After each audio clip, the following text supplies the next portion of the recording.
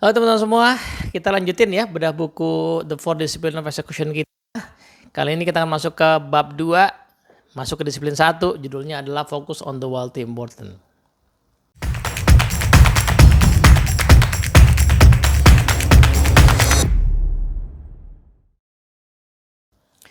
Oke, Assalamualaikum warahmatullahi wabarakatuh. Teman-teman, semua buku yang merupakan produknya Franklin Covey atau ya keturunan ya dari Stephen Covey ya, Frank Covey atau Covey Leadership Center dulu, itu punya satu kesamaan ya, yaitu buku-bukunya itu selalu membahas hal-hal yang selaras sama prinsip. Nah, kata prinsip ini penting ya, saya bagi yang nggak familiar saya ulas sedikit dulu ya. Jadi sejak buku Seven Habits, Stephen Covey itu selalu ingin mengajak orang untuk hidup yang efektif ya. Hidup efektif itu definisinya adalah hidup yang mencapai keberhasilan dalam ukuran jangka panjang. Jadi bukan keberhasilan yang jangka pendek atau yang instan, yang sustainable. Nah, maka dari itu Seven Habits judulnya adalah 7 kebiasaan manusia yang sangat efektif. Nah, jadi untuk bisa berhasil yang efektif, yang jangka panjang, dibutuhkan untuk bangun habit-habitnya apa aja. Nah, dari situ muncullah 2 kata kunci. Pertama adalah paradigma, kedua prinsip. Nah, paradigma itu adalah pola pikir ya. Jadi dalam pemikirannya Stephen Covey, sesuatu yang jangka panjang itu selalu harus dibangun dari mulai pola pikir dulu. Tidak bisa langsung bicara teknik atau tips and trick.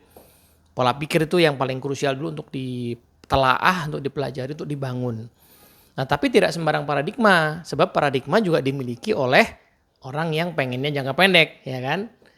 Nah, ya mungkin kayak semacam apa ya, beberapa tahun yang lalu suka populer tuh.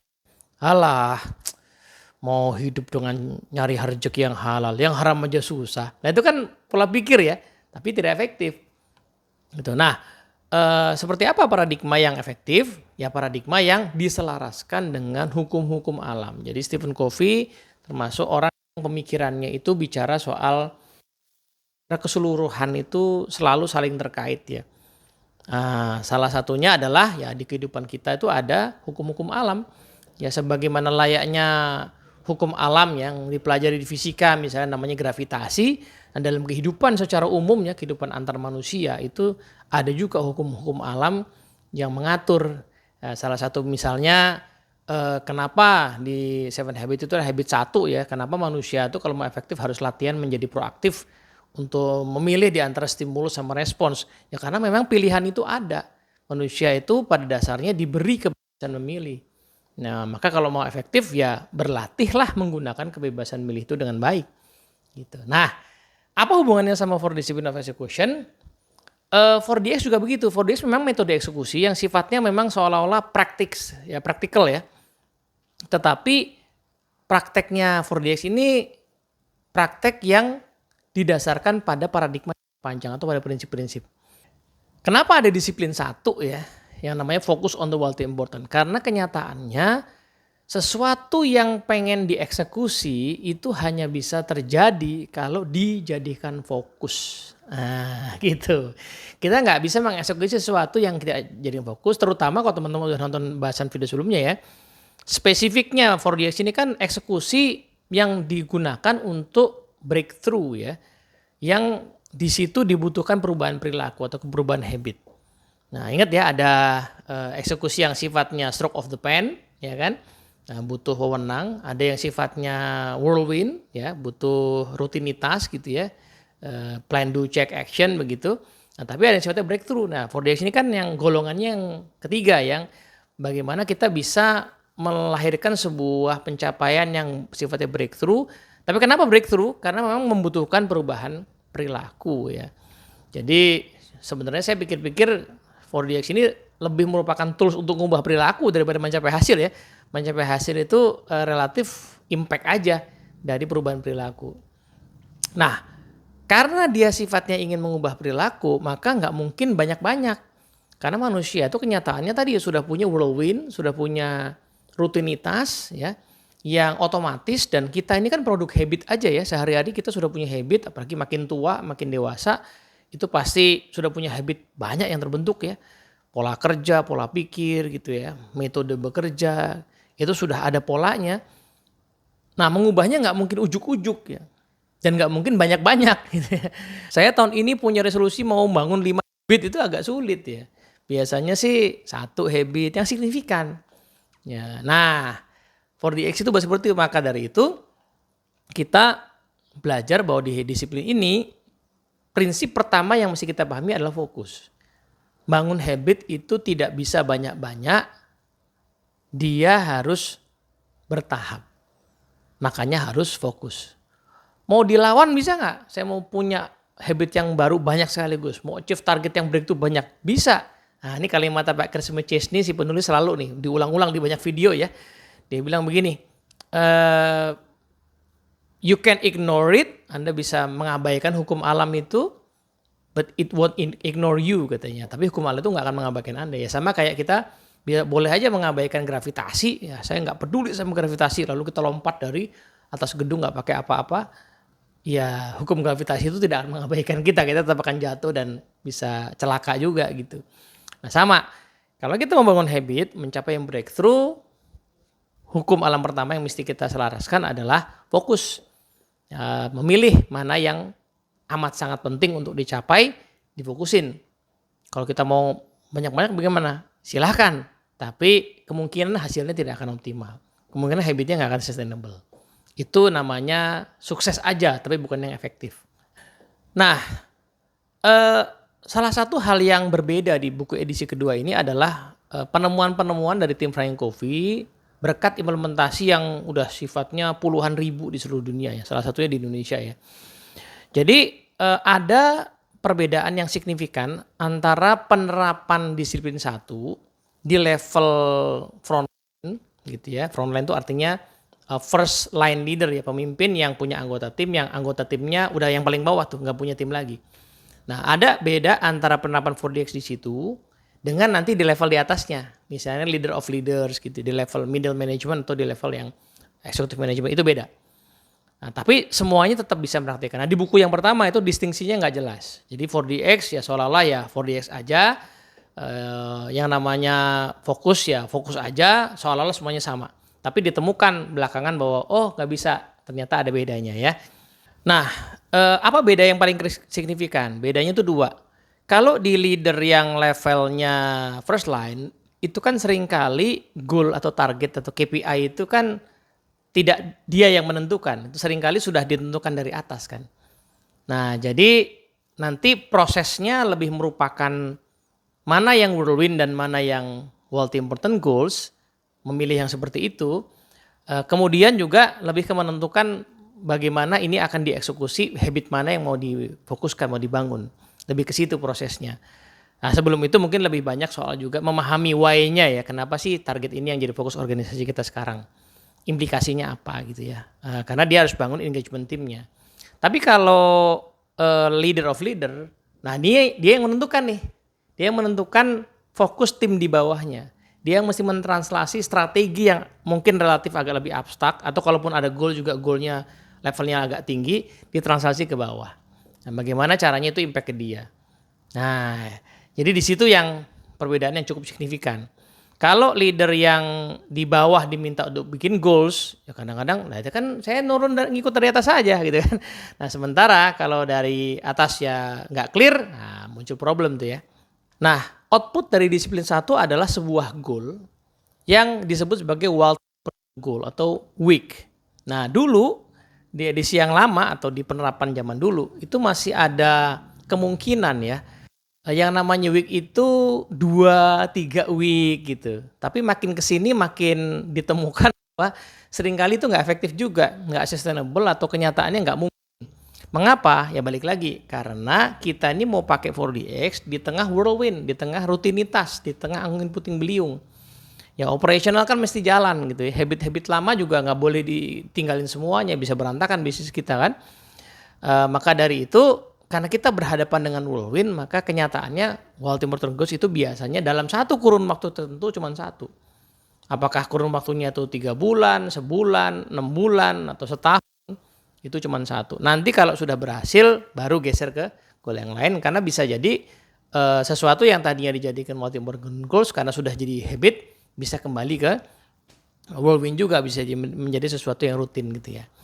Nah, sekarang pertanyaannya gimana milihnya? Ya kan? Nah, pertama tipsnya adalah kita perlu melihat sudut pandang pertama adalah di level tim. Karena sebenarnya penerapan 4DX yang paling komprehensif itu ada level tim yang frontline tadi itu, yang di ya frontline ini namanya mungkin supervisor, mungkin manager gitu ya, department head. Intinya adalah leader, di bawahnya anggota, nggak ada anggota tim lagi. Itulah penerapan full 4DX ada di situ yang utama. Jadi kalau mau nerapin 4DX datangnya angle-nya dari situ. Nah, tapi tentu saja dia kan turun dari atas. Nah, maka nanti atas inilah yang mesti clear sama strategi dan taktiknya. Nah, kalau dia sudah clear, kalau di atas nuruninnya emang repot. Nah, nanti sih akan ada di bagian akhir bagaimana organisasi kadang-kadang menyerahkan tuh ke ke tim yang paling bawah untuk bikin sendiri. Mungkin nggak? Mungkin. Tapi biasanya ini di organisasi jenis tertentu aja yang possible kayak gitu ya. Oke, jadi pertama itu ya. Pertama, sudut pandangnya adalah tim. Nah, yang kedua, week itu bukan merupakan keseluruhan pencapaian. Jadi misalnya ya, kita punya satu restoran, cabang sebuah restoran gitu ya. Banyak cabang, kita mimpin satu cabang di situ. Maka jangan week yang sifatnya revenue pencapaian cabang secara keseluruhan. Kenapa? Karena di dalamnya sudah include sesuatu yang sifatnya whirlwind juga. Gitu. Bayangin kayak gini ya. Kita punya produk 5. 4 diantaranya tuh udah laku, relatif laku lah gitu ya. Lalu kita punya produk baru yang baru dirintis gitu. Kita pengen buat supaya yang kelima ini laku. Produk ini mungkin butuh habit baru ya, maka kita jadikan dia multi-important goals. Tapi goalsnya bukan spesifik ke yang kelima, keseluruhan. Maka bayangkan jadi orang yang harus jualan produk itu. Mana yang akan cenderung kita jual? Produk-produk yang gampang jualnya kalau sudah laku, atau yang baru ini yang masih perlu effort. Secara alamiah biasanya kita akan cenderung pada yang sudah laku atau gampang laku. Jadi saya mendingan kejar yang 4 ini. Oke, saya ditargetinnya keseluruhan kok. Nah, saya kejar aja yang 4 supaya menutup keseluruhan target saya. Akhirnya yang 5 jadi nggak laku-laku. Nah, maka dari itu kalau kita punya 5 produk, 4-nya sudah laku, 1-nya baru mau di launching, week-nya spesifik aja ke salah satu yang memang mau di-improve ini atau mau ditingkatkan secara breakthrough. Yang 4 jadikan dia whirlwind. Ya, tidak usah sesuatu yang spesifik kita treatment pakai 4DX. Nah, prinsip fokus ini susah banget diikuti. Itu penyebabnya adalah karena memang godaan untuk mencapai lebih banyak. Ya, mencapai. Jadi orang-orang yang jadi leader itu kan rata-rata orang-orang yang punya ambisi ya. Ingat, ambisi itu sesuatu yang penting. Kalau kita nggak punya ambisi, kita kan nggak mencapai apapun. Orang yang sukses biasanya punya ambisi. Nah, justru itu tapi penyakitnya ya. Orang yang punya ambisi biasanya ambisinya lebih banyak, lebih cepat. Bukan mengurangi. Nah, masalahnya organisasi yang bagus, yang sustainable, yang pengen improve, itu selalu problemnya adalah selalu lebih banyak ide bagus daripada kemampuan kita buat mengeksekusi. Nah, maka dari itu, daripada ya kita nggak menghasilkan sesuatu yang sifatnya breakthrough, maka fokus jadi sesuatu yang sangat penting dan memang butuh dilatih sama organisasi. Tadi saya sudah sempat singgung bahwa contoh week itu seringkali datang dari hal baru ya tadi ya. Ada 4 produk lama, 1 produk baru, kita fokus ke produk yang baru. Mungkin nggak sih week itu diambil dari sesuatu yang udah lama? Mungkin. Dari sesuatu yang sudah whirlwind, mungkin jadi week karena situasi mungkin berubah. Ambil contoh ya. Di masa pandemi COVID misalnya, kita tentu melihat banyak organisasi yang revenue-nya tiba-tiba turun bukan karena mereka malas, karena situasi ekonomi, karena pelanggan nggak bisa keluar misalnya begitu ya. Nah, sehingga hanya untuk jualan produk yang biasanya laku aja itu nggak gampang. Karena caranya pasti beda, ya habitnya beda. Nah, disitulah akhirnya sesuatu yang sifatnya whirlwind itu butuh untuk dijadikan week lagi. Nah, jadi week bisa datang dari sesuatu yang whirlwind ketika memang dia lagi suffer. Ketika situasi itu berubah gitu ya. Nah, misalnya tadi ya balik ke restoran ya, 4 produk yang selama ini jadi penopang revenue kita, tiba-tiba kedatangan saingan gitu ya. Nggak gampang dijual lagi ya kalau misalnya kita misalnya punya apa tuh, warung Padang gitu ya, tiba-tiba, nggak jauh dari sini ada rumah makan Padang baru, jual rendang juga. Padahal rendang ini salah satu revenue generator kan. Nah, nggak mudah dong kita jualannya. Nah, itu bisa jadiin week lagi. Atau kita punya kopi, warung kopi ya, kafe gitu ya. Zaman sekarang mungkin americano sama kopi gula aren itu salah satu penopang. Nah, tiba-tiba adalah warung kopi baru ya kan. Jadi nggak gampang juga tuh. Nah, disitulah akhirnya kita butuh untuk menjadikan si Whirlwind ini menjadi sesuatu yang sifatnya weak gitu. Nah, itu tadi di level pemimpin yang paling bawah ya. Sekarang bagaimana penerapan disiplin satu ini untuk pemimpin yang di tengah-tengah atau bahkan yang di atasnya. Leader of leaders gitu ya. Ada beberapa tips yang menarik nih di buku ini ya, yang nggak ada di buku sebelumnya, di edisi sebelumnya ya.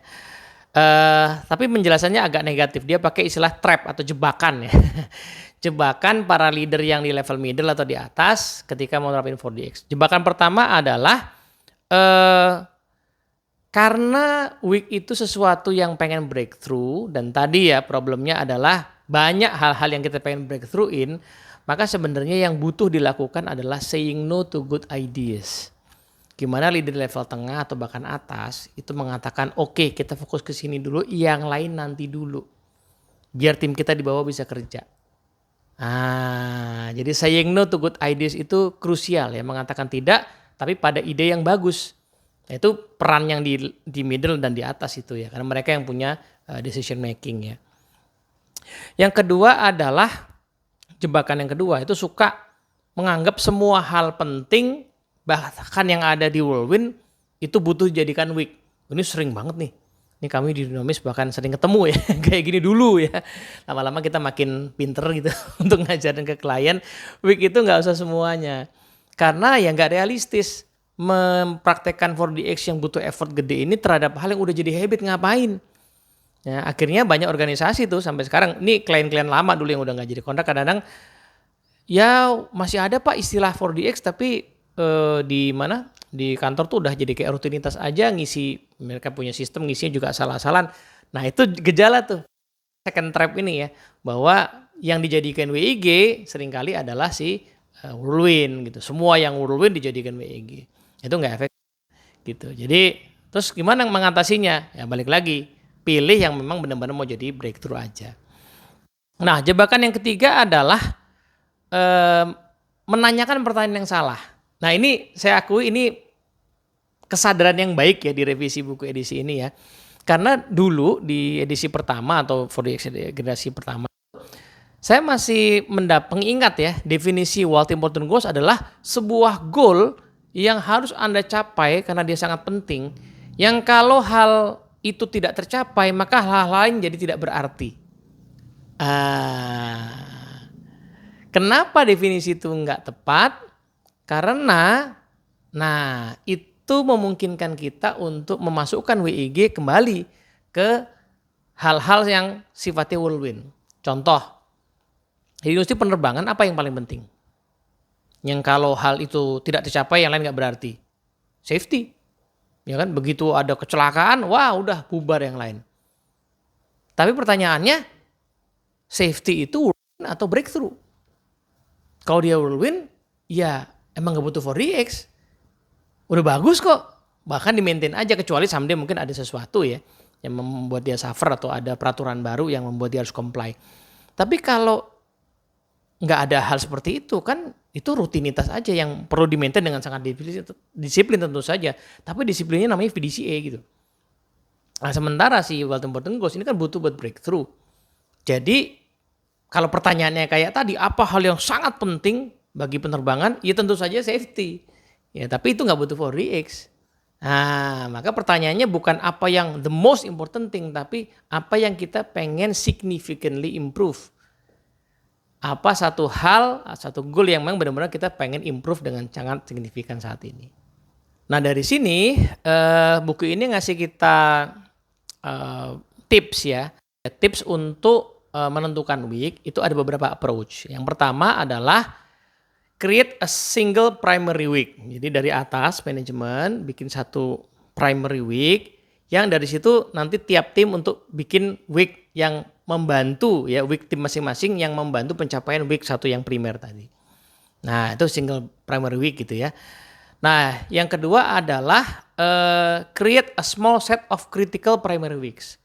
Nah, jadi bukan ngomongin single primary week lalu silahkan pikirkan masing-masing, tapi memang tiap area sudah dikasih. Jadi misalnya per direktorat gitu ya, kalau organisasi agak besar biasanya punya beberapa direktorat, beberapa direktur ya. Company punya goal tapi sudah langsung dibikin week-nya itu per direktorat. Dari situ nanti tim di bawahnya per direktorat bikin week.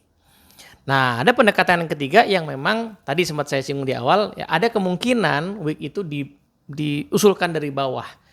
Nah, itu mungkin untuk organisasi yang sifatnya biasanya masih baru atau memang otonomi organisasi itu cukup besar. Jadi misalnya kita tuh punya tadi ya restoran, belum sifatnya konglomerasi ya, masih kecil-kecil, ada banyak cabang.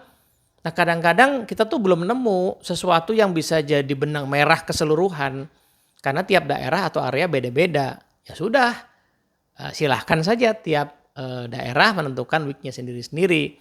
Gitu. Apalagi kan mereka baru ya di daerah itu baru bangun misalnya, ya belum ketemu juga sesuatu yang sifatnya whirlwind ya, memang masih dibangun semua habitnya. Ya udah, maka pilihlah week masing-masing gitu kan. Saya ingat kemarin baca berita atau kisah tentang kopi kenangan ya. Nah, kopi kenangan ini kan mulai ekspansi ke luar negeri tuh. Nah, ternyata kita akan melihat kopi kenangan di Australia, di Singapura tuh beda-beda dengan di sini. Kalau di sini kan rata-rata kan ya ada sih yang cuman bentuknya kayak kayak toko kopi kecil nggak pakai kursi, ada ya, yang di pom bensin biasa begitu ada. Tapi kan kebanyakan ada tempat duduk dan segala macamnya. Tapi banyakan di sini ada baristanya. Nah, saya lupa kalau nggak di Australia, di Singapura itu pakai mesin. Karena orang sana ya modelnya begitu dan oke orang sana itu beli kopi dari mesin gitu ya. Ya tentunya mesinnya khusus lah yang membuat memang nggak butuh banyak barista di situ atau mungkin nggak pakai barista sama sekali. Cuman ya terus apa beda yang lain ya, mungkin biji kopinya kali ya yang khas ya dari Indonesia sehingga rasanya juga beda gitu. Tapi mereka orang yang nggak terlalu Singapura. Mereka orang yang nggak terlalu suka nongkrong-nongkrong, butuhnya kopi yang grab and go gitu ya. Ya sudah seperti itu. Nah, weeknya jadi beda dong dengan yang ada di sini ya, Indonesia. Nah, untuk itu buku 4DS di sini akhirnya kasih kita kayak semacam rules ya. Aturan-aturan yang sebaiknya dipertimbangkan karena kalau enggak itu so far ditemukan bikin penerapannya enggak efektif terkait week. Rule nomor 1 adalah satu tadi udah sempat kita singgung juga sebenarnya sih. Week itu bukan 2 atau 3 dalam satu waktu tertentu. Week itu 1. Kenapa? Whirlwind-nya udah banyak, nggak usah banyak-banyak yang mau di significant improve. 1 aja dalam kurun waktu tertentu. Nah, ini memang beda-beda. Tergantung situasi organisasi, tergantung planning cycle kita. Tapi intinya dalam kurun waktu tertentu, entah apakah kurun waktu itu setahun, 6 bulan, 3 bulan, sebulan, 2 tahun. Itu intinya di kurun waktu itu pilihlah 1 saja week. Ya. Nah, yang kedua adalah ada istilah war and battle ya di dalam 4DX. War itu adalah pencapaian gedean. Battle itu adalah pencapaian kecil-kecil. Ya, perang dunia itu kan isinya pertempuran ya, ada perang sama pertempuran. Nah, tidak realistis untuk mengatakan bahwa kita mesti menang di seluruh pertempuran untuk memenangkan peperangan. Kenyataannya di dunia nggak begitu kan? Kalau kita pakai metafora perang ya, negara itu bisa memenangkan peperangan dengan negara lain, tidak harus menang di semua pertempuran, tapi menang di sejumlah pertempuran tertentu. Nah, sama, week juga begitu. Tidak ideal ya kita mengharapkan keseluruhan pencapaian itu 100% semua untuk kita menang perang. Kita perlu memilih minimum berapa sih untuk bisa terjadi. Mungkin semacam kalau bikin bisnis itu kayak BEP-nya gitu ya. Jadi kita kan pengen bisnis, untung ada BEP-nya berapa sih untuk kita mengatakan layak ini kita tetap jualan atau sebaiknya ditutup aja gitu. Kita mesti memilih pertempuran-pertempuran, ya itu nanti bentuknya jadi week ya, yang memungkinkan kita memenangkan perang. Makanya pemilihan week itu jadi sangat spesifik. Ya, kalau misalnya kita mau tadi ya memperbaiki revenue, kita butuh produk baru karena yang 4 itu udah stagnan. Nah, yang kelima ini yang jadi week itu perlu dipilih dengan hati-hati dan fokus aja di situ, gitu ya. Rule yang ketiga, para pemimpin di level atas itu fungsinya nanti beda ya, fungsi eksekusinya beda. Mereka harus ngasih otonomi ke tim di bawah. Itu baru nanti 4DX bisa kerja. Karena kan kita pengen bangun habit yang di bawahnya kan. Jadi mereka bisa memveto tetapi tidak mendikte. Memveto itu artinya untuk urusan week, penetapan week itu align apa enggak itu mereka punya veto. Tapi nanti pada saat eksekusi mereka sebaiknya tidak mendikte karena percuma. Itu nggak akan efektif. Nah, habitnya nggak akan terbentuk. Orang hanya akan menjalankan karena rasa takut gitu ya. Yang keempat, rulesnya sebuah week itu harus dibuat dengan sangat clear dalam formula yang namanya from X to Y by when. Meningkatkan penjualan di produk X, produk baru dari 0 menjadi 100 juta pada 31 Desember 2026 misalnya begitu. Nah, jadi from X to Y by when. Ini kelihatannya common sense. Tapi sungguh, saya dulu mikir gitu kan, masa sih ada organisasi tim bikin goal gak spesifik kayak gitu? Ternyata pas saya ketemu sama banyak company yang ngakunya udah punya KPI, ada.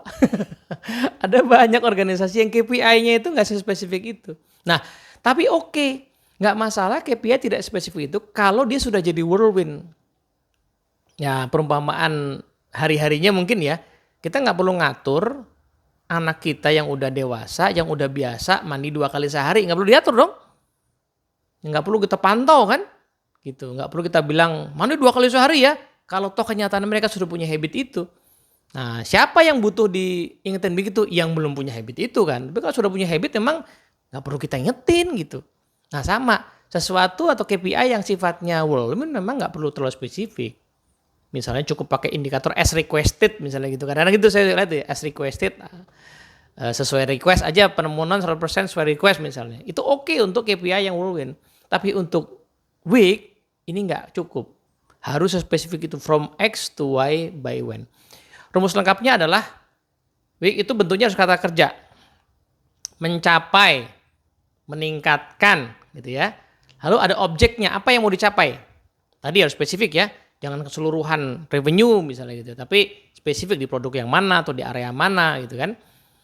Nah from X to Y berarti ada titik awal sama titik akhirnya sama when. When itu sebaiknya adalah tanggal, bulan, dan tahun.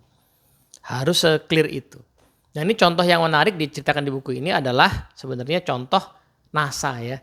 Jadi NASA itu di Amerika udah berdiri lama tapi kayak nggak kelihatan hasilnya sampai satu titik. Bukan mereka nggak kerja dan bukan mereka nggak punya target ya. Targetnya ada dan banyak. Tapi nggak ada yang menyatukan. Yang menyatukan NASA satu kali adalah ketika Presiden Kennedy ya saat itu bikin target kita akan menerbangkan manusia ke bulan dan mengembalikannya dengan selamat di akhir dekade ini. Nah kalimat itu seolah-olah kayak masih umum tapi itu bagi NASA itu clear banget ya. Nerbangin manusia ke bulan, mengembalikan dengan selamat pada akhir dekade ini, itu membuat akhirnya seluruh target yang ada direvisi, diarahkan ke situ dan akhirnya mulai muncul hasil. Gitu ya. NASA akhirnya ya tadi ya mulai ada barangnya lah gitu ya. Tidak sekedar pengembangan ilmu pengetahuan teknologi gitu, tapi ada barangnya, ada arahnya gitu. Nah, saya menemukan bahwa 4DX itu memang sangat powerful untuk dipakai perubahan perilaku atau mencapai goal yang sifatnya kolektif atau tim. Tapi untuk individu juga sama. Ya, kalau kita mau pakai untuk pribadi, cobain deh. Ya, di antara banyak hal yang pengen kita achieve, pilih mana yang memang habit baru. Kita pengen significantly improve karena itu penting dengan bagi hidup kita. Nah, cobain deh. Bikin goals-nya, dipilih benar, lalu jadiin from X to Y by when. Nah, nanti dari situ baru kita akan bahas bagaimana proses mencapainya. Tapi fokus itu sesuatu yang sangat penting. Saya punya pengalaman ya, pada saat mengenuhi habit olahraga misalnya ya. Keinginan banyak ya, mau olahraga macam-macam, mau nge-gym, mau bela diri, mau apa gitu kan. Nggak ada yang jadi tuh. Sampai akhirnya saya putuskan bahwa udahlah saya pilih aja olahraga yang saya hampir nggak mungkin ada alasan untuk tidak melakukannya, dan itu kemungkinan bisa secara rutin, namanya jalan tuh. Jalan nanti pelan-pelan jadi jogging gitu ya. Itu kan hampir nggak ada alasannya. Ya udah selama sampai sekarang saya kira ya. Sampai sekarang itu saya fokus ke situ, utamanya olahraga saya itu alhamdulillah kalau dihitung-hitung berarti udah berapa tahun ya, 3-4 tahun ini. Setiap hari yang namanya olahraga jalan, semi jogging ya, jalan cepat itu hampir nggak pernah bolong lah. Bolongnya cuma sesekali karena fokus. Padahal bertahun-tahun yang lalu saya punya keinginan selalu ya seminggu, 2 minggu, sebulan gitu, habis itu bolong karena memang nggak fokus. Nah menariknya adalah ketika habit jalan ini mulai terbentuk, ternyata mulai muncul tuh keinginan-keinginan untuk yang lain. Untuk latihan otot misalnya gitu ya. Ini belum jadi ya latihan otot ya. Tapi mulai keinginan lain karena yang ini sudah terbukti berhasil menjadi habit. Gitu. Jadi memang fokus itu ya hukum alam sih. Kita mau melawannya, mau sok-sokan gitu, bilang enggak aku mau mencapai banyak hal. Ya apa tadi kalimatnya? You can ignore it, but it won't ignore you ya. Kita bisa mencoba mengabaikan hukum alam fokus ini, tapi hukum alam ini nggak akan mengabaikan kita. Oke, kira-kira gitu ya. So, habis nonton video ini, silahkan diterapkan. Pilih dulu multi important goals kalian.